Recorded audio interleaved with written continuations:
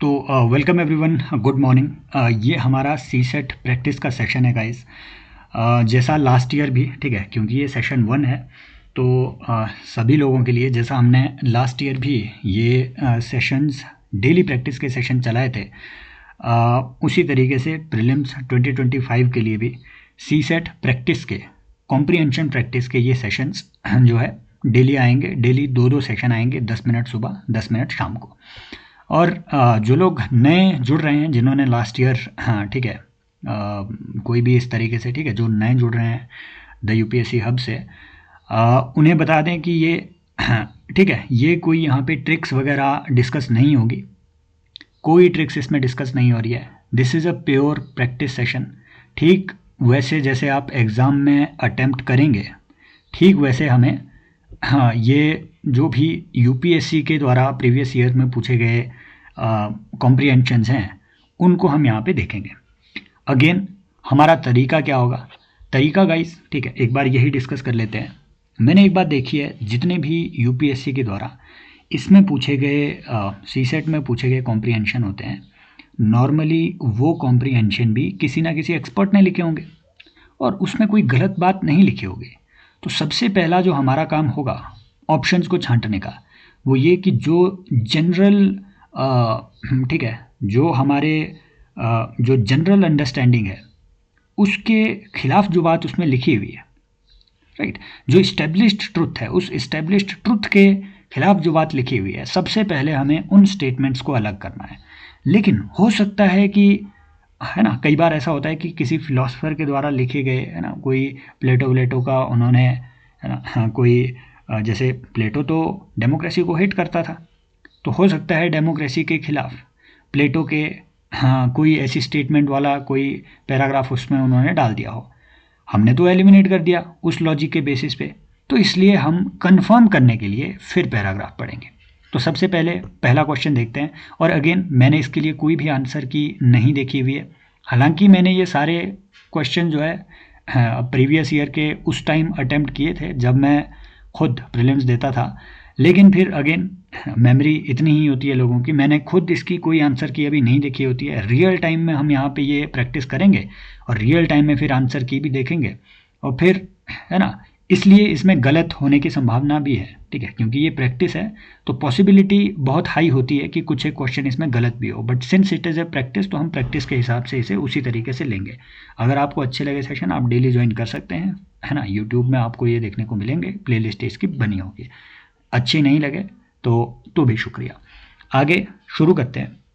सबसे पहले क्वेश्चन पढ़ते हैं। Which of the following statements best reflect the most rational practical and immediate action required to ensure fair and equitable allocation of water. That means ये water पे कोई ऊपर का पैसेज है, हमने अभी पढ़ा ही नहीं। अभी देखते हैं यहाँ कि national pragmatic legal and policy framework for water allocation should be made. Positive सी चीज़ है, हो सकता है ये एक सॉल्यूशन हो। फिर river systems of the country should be linked and huge aquifers should be, है ना, एक्विफर्स शुड बी क्रिएटेड। ये बहुत एक्सट्रीम जैसी स्टेटमेंट लग रही है, तो इसे हम अभी के लिए एलिमिनेट कर ही देंगे, लेकिन ऊपर फिर कंफर्म जरूर करेंगे, है ना। फिर water channels between regions of water surplus and regions of water deficit should be created. ये, है ना, थोड़ी मॉडरेट है, क्योंकि इस तरीके से रिवर लिंकिंग प्रोजेक्ट्स वगैरह हम चला भी रहे हैं। ह्यूज एक्विफर माने कि 1-2 किलोमीटर का एक्विफर आपने क्रिएट कर दिया, तो ये एक प्रॉब्लमेटिक चीज़ हो सकती है। फिर mitigate water crisis, water demand of sectors such as agriculture and industry should be reduced. Okay, तो दैट मीन्स कि ये बहुत नैरो सी एक स्टेटमेंट है। हो सकता है सही भी हो, क्योंकि ऊपर का जो पैराग्राफ है, हो सकता है वो एग्रीकल्चर से रिलेटेड हो या इंडस्ट्री सेक्टर से रिलेटेड हो। इसके लिए अब हम पैराग्राफ को पढ़ेंगे। इससे हमें आइडिया मिल गया कि आगे ये क्वेश्चन पूछ क्या रहा है। अब हम क्वेश्चन को एड्रेस करते हुए पैराग्राफ पढ़ेंगे। We often hear about the conflicts among different states, है ना, जल्दी जल्दी भी पढ़ेंगे ताकि जल्दी से ऐसा ना हो कि हमारा टाइम बहुत लग जाए, ठीक है। तो पॉज करके आप खुद ही पढ़िए। और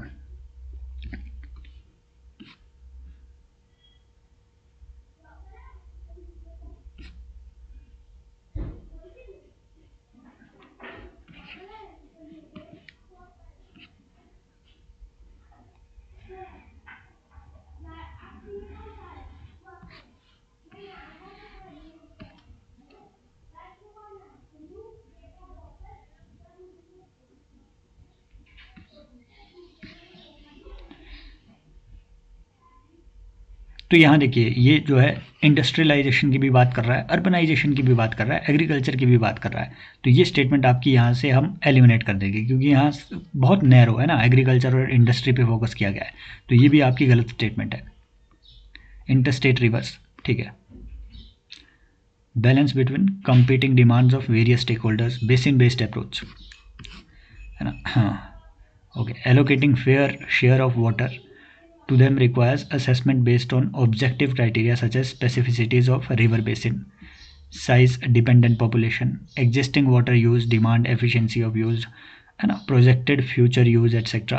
विच देखो ये ना बहुत पॉलिसी मैटर की बात कर रहा है, डेटा का बात कर रहा है, बाकी सब चीज़ों की बात कर रहा है।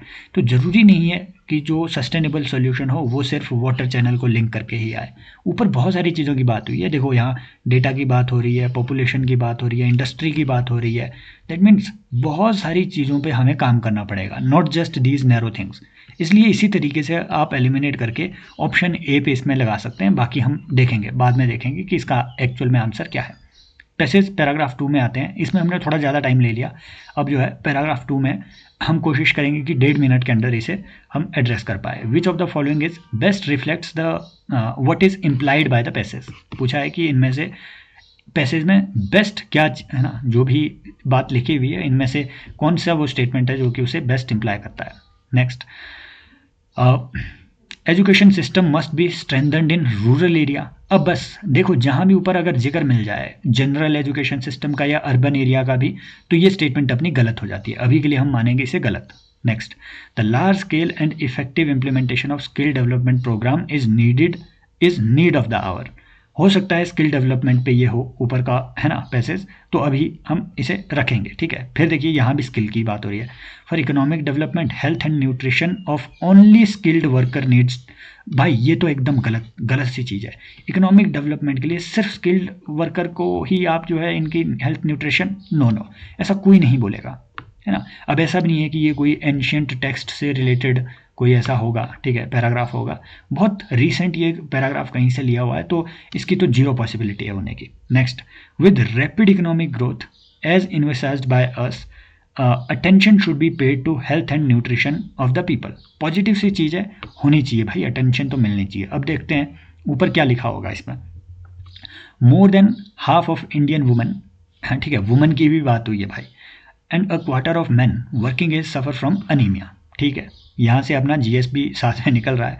According to the study they are anywhere between, है ना, 5 to 15% less productive than they could be, ठीक है। और फिर India also has the largest TB burden. तो सिर्फ, है ना, सिर्फ अनीमिया की बात नहीं है, टीबी बर्डन भी है ना। हाँ, 170 million work days of the country, ठीक है, इतनी ये कॉस्ट करती है। But what is just as important as lost productivity now is the lost potential of the future। तो potential of the future की भी बात हो रही है। that means बच्चों पे भी हमें फोकस करना है। it is becoming increasingly clear that many measures of cognitive ability malnutritioned Indian children 2 or 3 times worse than their adequately nourished peers for an economy that will be more dependent on highly skilled worker, ठीक है। This poses a significant challenge and it is one that really should be addressed given India's demographic outlook। So that means ये जो चीज़ है माल nutrition, जो है माल nutrition की problem को address करने की मेनली यहाँ पे बात की जा रही है। सिर्फ रूरल एरिया में नहीं, कहीं नहीं जिक्र किया हुआ है कि एजुकेशन सिस्टम, ये एक्चुअल में माल न्यूट्रिशन की बात हो रही है, समझ रहे हो, माल न्यूट्रिशन की मेन बात हो रही है। ऐसा भी नहीं लिखा है कि large scale effective implementation of skill development program, नहीं, माल न्यूट्रिशन की प्रॉब्लम की बात हो रही है, समझ रहे हो।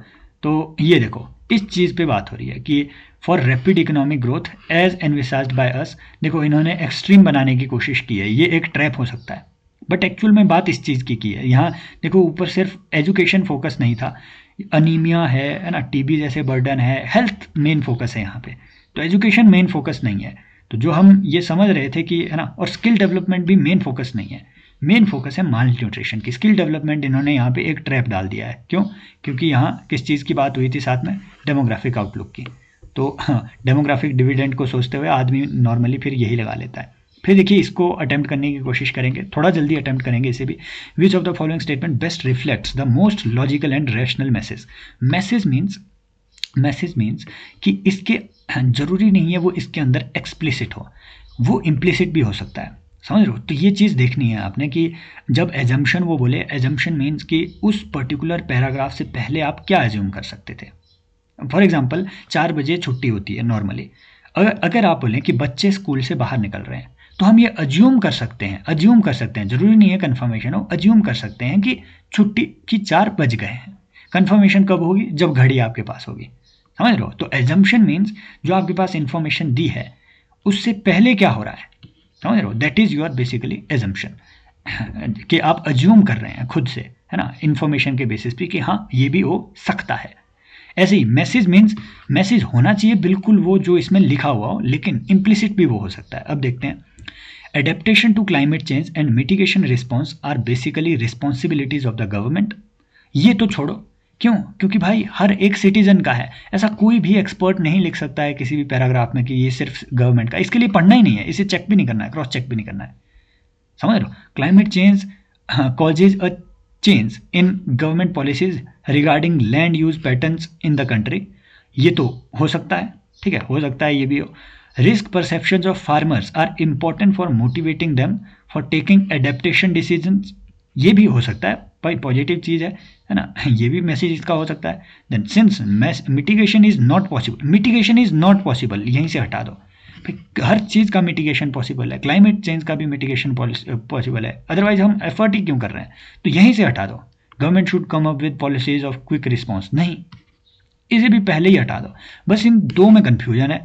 अब हमने देखना है कि क्या गवर्नमेंट पॉलिसी की मेन बात हो रही है या फार्मर की बात हो रही है, फार्मर के एडेप्टेशन डिसीजन की बात हो रही है। अब देखते हैं, in India majority of farmers are marginal and small, less educated and possesses low adaptive capabilities, ठीक है, लो एडेप्टेशन की भी बात हुई है, लेकिन फार्मर के एडेप्टेशन की बात हो रही है। और ऐसा नहीं है कि एडेप्टेशन पॉसिबल नहीं है, कैपेबिलिटी लो है, समझ रहे हो। तो डी ऑप्शन गलत है। So one can not expect autonomous adaptation to climate change, autonomous नहीं होगा एडेप्टेशन, करना पड़ेगा, करके करना पड़ेगा adaptation. Even if it is possible, it could not be sufficient to offset the losses of climate change. To deal with the adaptation of climate change is paramount alongside the fast mitigation response. Another solution is to have a planned or policy driven adaptation which would require the government to come up with the policy recommendations, ठीक है। Perception is a necessary prerequisite for adaptation. Whether farmers are adapting to agriculture practices to climate change, है ना, are adapting agriculture practices to climate change depends on whether they perceive it or not. So they must perceive it. And however, this is not always enough for adaptation. It is important how farmers perceive the risk associated with the climate change. समझ रहे हो, मतलब सिर्फ government के effort necessary है ना, sufficient नहीं है, सिर्फ गवर्नमेंट के जो एफर्ट्स हैं वो इनफ नहीं है। फार्मर का परसेप्शन क्लाइमेट चेंज के लिए ज़रूरी है कि क्लाइमेट चेंज से हमें खतरा है, ये परसेप्शन क्रिएट करना ज़रूरी है। तो climate change causes change in government policies regarding land use pattern, नहीं, लैंड यूज पैटर्न की कहीं बात नहीं हुई है, क्लाइमेट चेंज एडेप्टेशन की मेन बात हुई है। तो देखो, है ना, सी इसका आंसर बनता है लॉजिकली। बाकी देखते हैं क्या, है ना, यूपीएससी के आंसर की क्या कहती है। Risk perception of farmer are important for motivating them, हाँ, मोटिवेशन तभी आएगा अगर उनको पता हो कि हाँ रिस्क है इसमें इन्वॉल्व, समझ रहे हो। 1 मिनट, कितना टाइम हुआ, टाइम, अरे ज़्यादा टाइम ले लिया हमने इसमें, 3 मिनट। खैर कुछ तो इंट्रो भी लगा इसमें, लेकिन बीच में हमने थोड़ा ज़्यादा टाइम ले लिया, इसको ज़रा थोड़ा 1 मिनट में इसको कवर करने की कोशिश करते हैं। Which one of the following best reflects the crucial message, again message जो इसमें इम्प्लिसिट होगा, conveyed by the author. Businesses that cause emission may need to close down or pay for pollution in the future. हो सकता है मे लिखा हुआ है, हाँ, बिजनेसेस जो एमिशन कॉज करते हैं हो सकता है उसे क्लोज डाउन करने की जरूरत पड़े, समझ रहे हो सकता है ऐसा हो।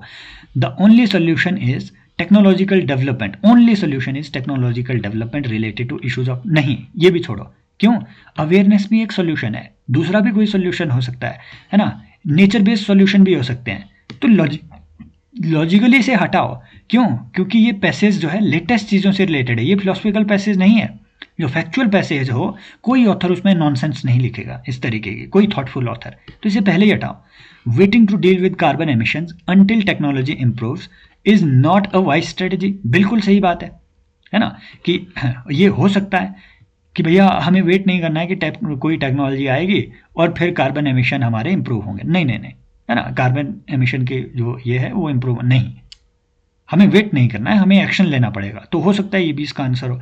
Since future technological change is uncertain, new industries should be based on renewable energy sources. हो सकता है इस पे भी लिखा हो। अब देखते हैं ऊपर ये क्या कहता है। Emissions, the emissions human put into the atmosphere now will affect the climate change in middle of the century. मतलब फ्यूचर में इसका इफेक्ट होगा, ठीक है। Technological change meanwhile could make future transition away from fossil fuel cheap. Okay, or it might not, leaving the world with terrible choices.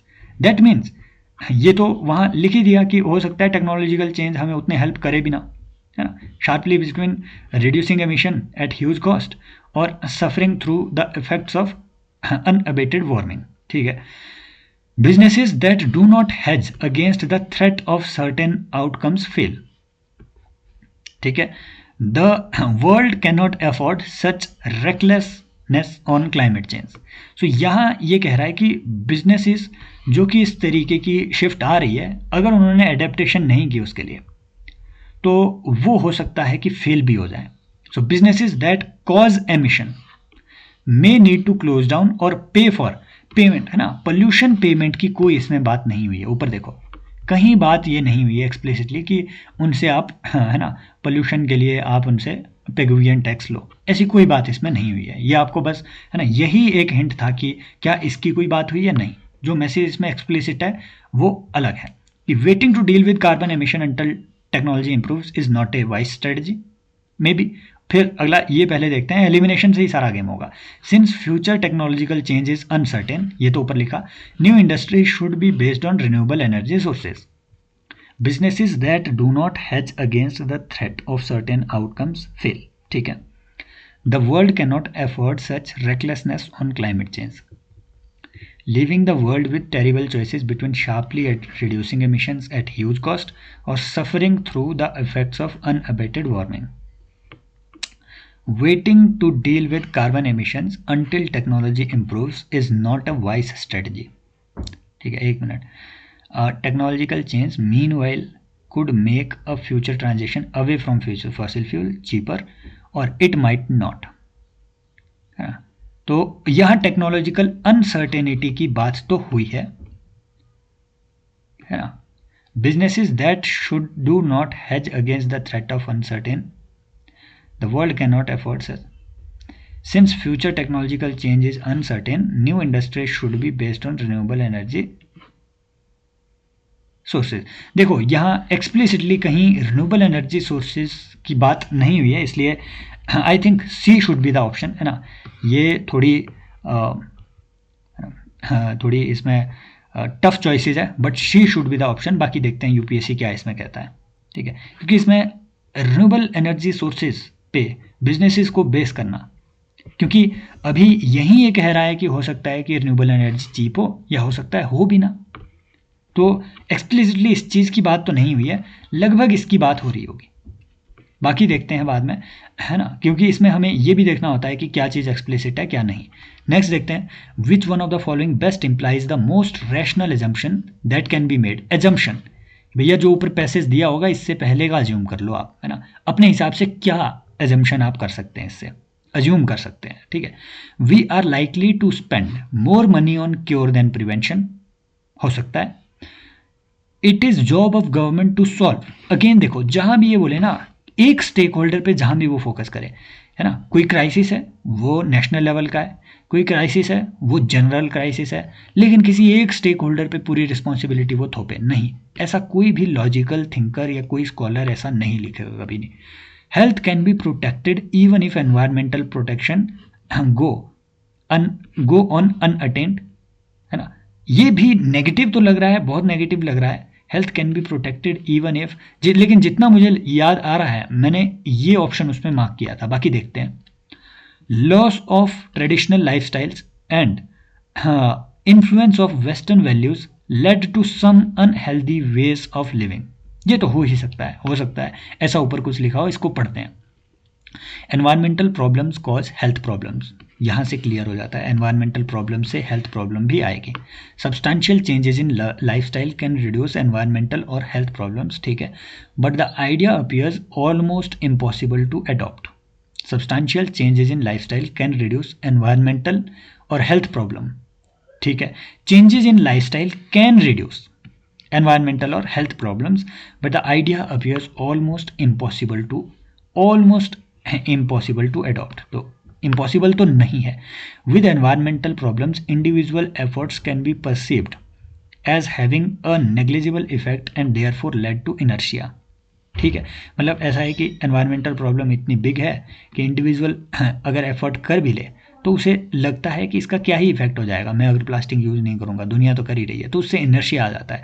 With health on one hand individual choices can make the difference between life and death literally, okay, and yet barring a few there seems to be same collective lethargy, there is a collective lethargy towards making their choices.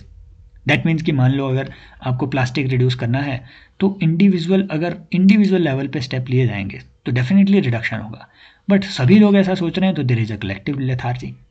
That means कि इसमें बात हो रही है कि आपको सबको collective effort लेने चाहिए। We are likely to spend more money on cure than prevention. वैसे इसमें क्योर और प्रिवेंशन की अभी कोई ऐसी बात नहीं हुई है, ये ऑप्शन तो गलत ही है ना। अगला अभी देखते हैं। Health can be protected even if environmental problems, ऊपर ही बोला हुआ है कि environmental problems cause health problems, तो ये तो हटा ही दो, है ना। शायद मैंने ये मार्क किया होगा, जितना मुझे याद आ रहा है, पता नहीं मैंने कुछ गलत मार्क कर दिया होगा, इसमें था जितना मुझे याद आ रहा है रियल एग्जाम में।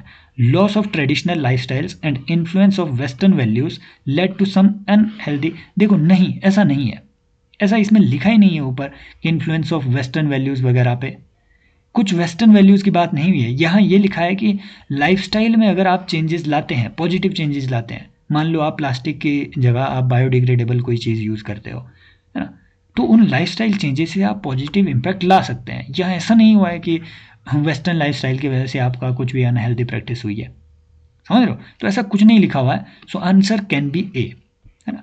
अब देखते हैं हमारे क्या क्या आंसर रहे, ठीक है, वेरीफाई करते हैं। जो अपना 12th क्वेश्चन है, 1 मिनट देखते हैं। यस, 12th क्वेश्चन ए, मैंने रियल एग्जाम में शायद ये गलत लगा दिया था, पता नहीं, हड़बड़ी में हो जाता है, हड़बड़ी में हो जाता है। तो 12th का ए है यूपीएससी के आंसर की।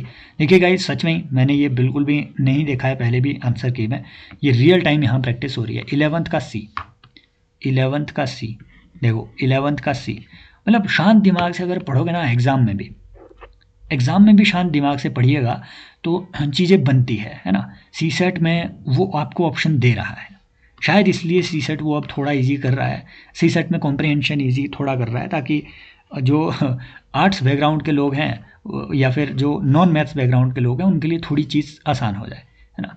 थर्ड का देखिए सी, थर्ड का इसमें सी है, थर्ड का सी, तो अच्छा अपना जा रहा है। सेकंड का डी, ठीक है, सेकंड का डी, सेकंड का डी है, अच्छा जा रहा है अपना। फर्स्ट का क्या लगाया, ए, फर्स्ट का ए, तो अपना 5/5 स्कोर आज का रहा है, ठीक है।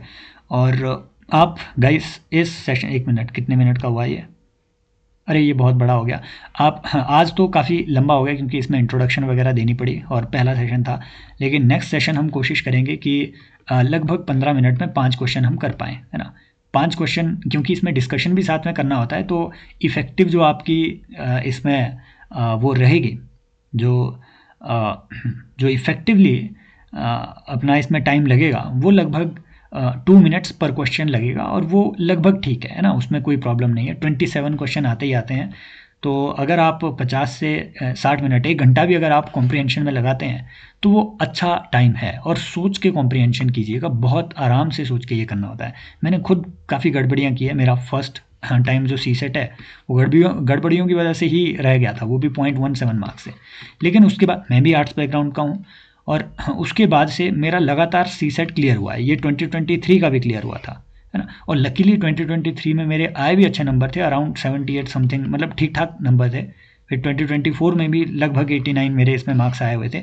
मेजर पोर्शन इसमें सी सेट का ये जो है कॉम्प्रिहेंशन से ही हो पाया था, ठीक है। क्योंकि पिछले साल भी हमने ऐसी ही कॉम्प्रिहेंशन की प्रैक्टिस की थी 2024 के लिए, 2023 के लिए भी की थी, ऐसे ही की थी भाई। इसमें गलतियां भी होती है। फॉर एग्जांपल आज हमारे 5 के 5 ठीक हो गए, कल जब हम प्रैक्टिस कर रहे होंगे हो सकता है 5 के 5 गलत हो, कल क्या शाम को। तो आप डेली इसमें ज्वाइन कर सकते हैं, पॉज करके आप खुद भी इसमें आंसर, है ना, मार्क कर सकते हैं, अपने हिसाब से चीज़ें देख सकते हैं। हमारी कोशिश यही रहेगी कि जितना हो सके ज़्यादा से ज़्यादा परसेप्शन बिल्डिंग हम इसमें कर पाएँ, ताकि जब भी हम क्वेश्चन देखें तो टाइम अपना कम से कम रिड्यूस हो, ताकि एटलीस्ट 1 घंटा हमारे बाकी लॉजिकल रीजनिंग वगैरह के लिए रहें, ताकि हम अराउंड 20 लॉजिकल रीजनिंग और मैथ्स के क्वेश्चन 29 मिनट में, है ना, जो बचे हुए 60 मिनट है उसमें कर पाएँ। 3 मिनट बहुत इनफ होते हैं किसी भी लॉजिकल रीजनिंग को, एक एक क्वेश्चन को क्रैक करने के लिए इतने ही करने होते हैं। 47 to 50 क्वेश्चन उसमें आपका हो जाता है। मैं भी इतने ही करता आ रहा हूँ जब जब मेरा क्वालिफाई हुआ है। जब क्वालिफाई नहीं हुआ था तब 54 मारे थे, एक कम मारा होता तो पहला अटेम्प्ट, मतलब मेरे सारे प्रीलिम्स क्वालिफाई हो जाते, समझ रहे हो। तो ये कुछ गड़बड़ियाँ होती है जो आपने नहीं करनी है। एक लिमिट अपनी कभी ब्रीच नहीं करनी होती। मैथमेटिक्स में तो, है ना, स्पेशली लिमिट का इसलिए एक चैप्टर होता है दिया हुआ मैथमेटिक्स वालों को, उनको बताया जाता है कि आपने लिमिट ब्रीच नहीं करनी है। वो लिमिट और कुछ नहीं होती है, ऐसी ही होती है। मान लो पेन पकड़ो, पेन को तोड़ो। पेन पे प्रेशर जब आप लगा रहे हैं, जिस टाइम पे प्रेशर ने पेन को तोड़ दिया, वो उस पेन की प्रेशर बेयरिंग लिमिट थी, और कुछ नहीं होती है। मैथ्स में भी यही लिमिट होती है सिमिलरली। तो यहाँ भी आपने लिमिट अपनी लगानी है बस। Thank you so much. Next session में मिलते हैं, और कमेंट सेक्शन में बताइए कि ये कैसा लगा ठीक तो, है ना, इसको कंटिन्यू करेंगे, नहीं लगा तो फिर, है ना, वारे न्यारे। हाँ, thank you so much, take care, bye bye, as always love you all.